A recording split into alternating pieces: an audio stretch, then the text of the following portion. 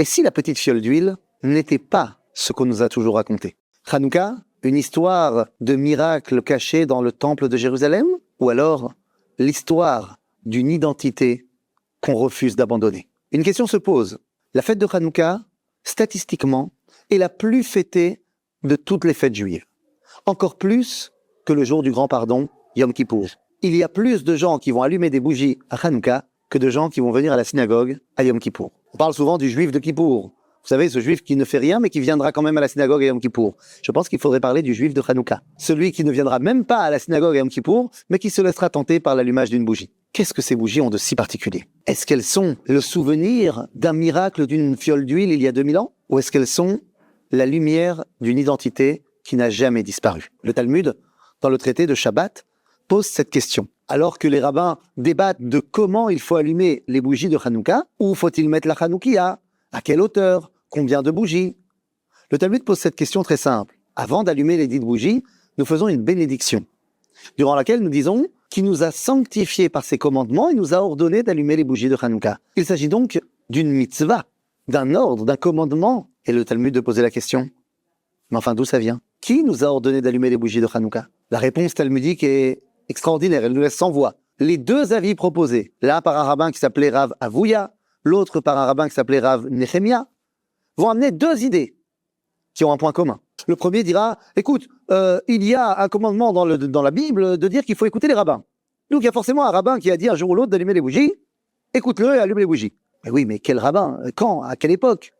On n'en sait rien. L'autre avis nous dit, écoute, il y a un verset dans la Bible qui nous dit, demande à ton père allumé? Eh bien, allume également. D'accord, mais quel est le premier papa qui a allumé? On n'en sait rien non plus. Alors, d'où ça vient?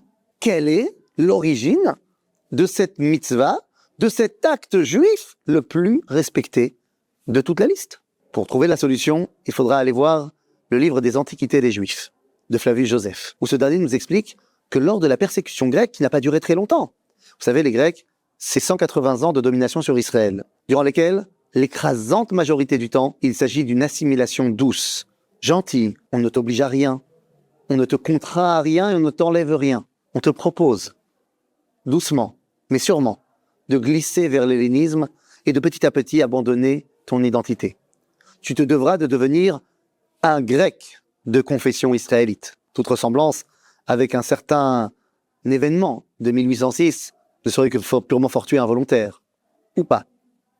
Finalement, après cette assimilation douce, face à une poignée de juifs qui refusent l'assimilation identitaire, il y aura des décrets qui seront mis en place. Parmi ces décrets, eh bien, on retrouvera l'interdiction du Shabbat, l'interdiction de la Brit Mila, la circoncision, l'interdiction d'étudier la loi orale et l'interdiction de mettre en place le calendrier juif. Toutes ces 4 lois sont les 4 spécificités propres au peuple d'Israël. Et le livre des Maccabim nous raconte, et celle que c'est ramené par Flavius Joseph, qu'il y a eu des juifs qui ont refusé de se soumettre aux lois et aux décrets grecs. Seulement, comment prévenir que nous allons faire une circoncision? Et ce dernier de dire qu'il se développait un minag, une tradition, qui nous dit que la veille de la Brit Mila, de la circoncision, on mettait une petite lumière devant la porte. Code pour symboliser qu'ici, demain, il y aura une circoncision, pour symboliser qu'ici, demain, un nouveau petit juif rentrera dans l'alliance. En d'autres termes, dit Flavius Joseph, à la fin de la guerre, on a continué, cette tradition.